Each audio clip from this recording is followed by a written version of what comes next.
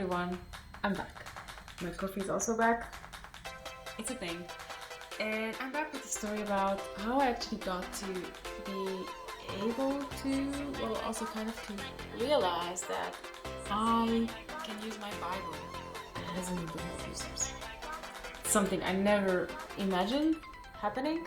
I never actually thought that you can use your Bible as a mental health resource, and I'm pretty sure that most of you listening to me would also kind of agree with that. So let's jump into that story, right?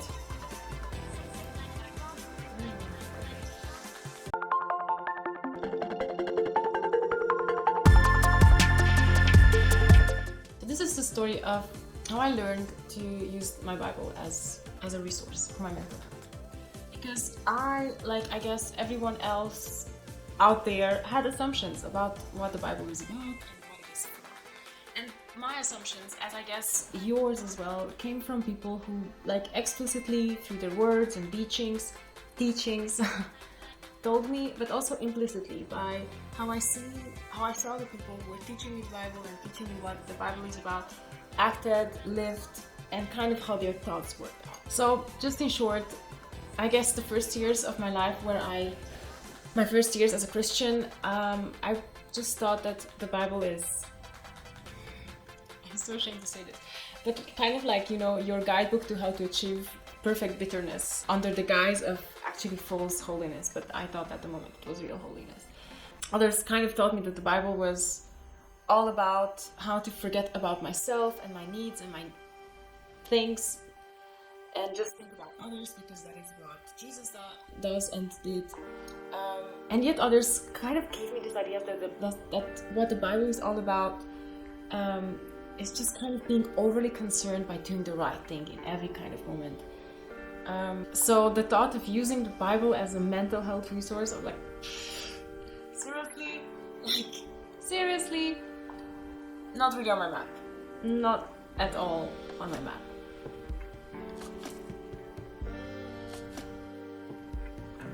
But then I had a crisis in my life that didn't start it out as a mental health crisis because I really didn't have the resources to take it seriously, to work on it. It snowballed into a full-on depression and an anxiety disorder, of which I didn't also really know what to think at that time. So all those things that I thought I knew from the Bible, all my ideas about what the Bible was for and about were basically absolutely worthless when it came for me to just kind of take on this crisis in my life. I think looking back, that was one of those hitting rock bottom moments in my life. I had a few, I suppose I will have a few more, but that was definitely one of those. And I still recall, I had this phone call with my sister, and it was Pentecost Monday, I suppose. And I was just telling her, look sis, I'm so desperate, I have no idea how to deal with everything that's happening in my life right now. And she so serenely and honestly and openly and also genuinely kind of just asked, where's your faith? Not in the, how dare you not feel good if you believe in God kind of way, but it's just weren't you telling me that your faith is something that is your resource? Why are you not using that resource? And in just that moment, I was like, why am I not using that resource? And that moment just reminded me of another time in my life where I was also in a rock bottom, but I didn't realize it at the moment because I was 17, and when you're 17, at least for me, crisis moments are just just another bump in the road because you're still 17 and your whole life is there. Anyway, so I was 17 and I was already so broken in so many aspects of my life, really. And that was the moment where I first kind of heard about God, and that was the moment that the people who talked to me about God, it really painted him in a way that I never heard anybody talk to me about God like that before. And more than anything, it wasn't really just their words, it was the way they treated me that gave me this almost bodily sensation of hope, of inspiration, and of a true belief that yes, God exists, and oh my God, yes, he is love. And that was just really something, kind of like my first leap of faith was kind of saying it out loud to myself and to others. Yes, I believe this God exists and I want to belong to him. And I remember it was like hope rushing through my whole body and soul, and just feeling so happy without really realizing why I'm happy or how does this happiness actually looks translated into a full life. I just had this belief, and that was everything for me at that moment. But you see, I had this hope, I had this faith, I had this new belief, I had this newfound like huge treasure in my heart. But still, like, real talk, I didn't know how to read the Bible. I didn't know how to connect with other Christians. I didn't have a community to go back to from this experience and kind of say, hey guys, now I understand what you're talking about. Because they weren't talking about these kinds of things. And I didn't find how to kind of figure this out for myself and how to translate that hope into life and into like really something that gave me full, just life. In other words, I didn't know how to use my faith as a resource. And in that moment, 8 years later, I realized I have already finished studying theology in those 8 years, by the way. I have realized, yes, I know a lot more about God and I know a lot more about the Bible, but I still I miss that connection. In that moment when my sister just kind of brought this up to me, at least I had all that theoretical knowledge about what God could do in these kinds of situations, and I knew that I have a way to connect with my knowledge, and I knew what I had to do. I knew, and in that moment I decided, guys, and this is still a reality in my life, that no matter what happens and no matter where this journey will lead me, I just decided I am going to take time each day to study the Bible, to pray, and to be silent with God, and just kind of like invite him into whatever hurts or whatever is happening.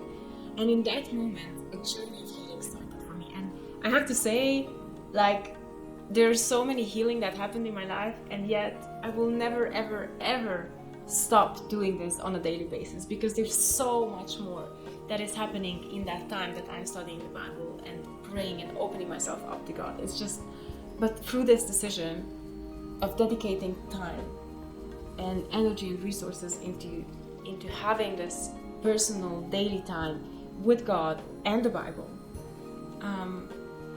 that I ended up, without kind of being able to systemize it, just really learning how to use the Bible for my mental health. And I'm excited to share this with you. I'm just so excited to kind of break it down, and I'm trying to do that in my creative processes, to kind of break it down into more clear and understandable ways of talking about this, so that I can share that with you as a resource for your mental health journey and for your journey with your faith. But that was kind of the moment for me where I realized, even when you believe, and if you do believe as I do in God, even when you have that faith, you still have to learn how to translate it into your daily life and into your resource. But basically, I guess what I can say is that it really took a lot of courage for me, and I guess for everybody whom I talk about these topics with, to actually allow yourself to go into a process with scriptures and with God and with your faith, a process that touches you in the most deeper parts of yourself, and kind of changes who you are, even the things that you didn't think that were up for grabs. And anyways, I've obviously, through my videos, I'm sharing all the things that I'm learning from this process, and what I've learned in the past and what I keep learning, and this is kind of why I felt like I really needed the channel, because I felt like I cannot not talk about these things on my journey. But what I really want to do in this video specifically is kind of like, asking the question, can we challenge our associations about what the Bible is about and what it means and how it is supposed to be used to and for? Do you really ever feel that the Bible was something that gave you a huge resource for your mental health? Because I never would have imagined saying that like 5 years ago. Or maybe I would have imagined saying it, but not really being convinced by it. Let me know.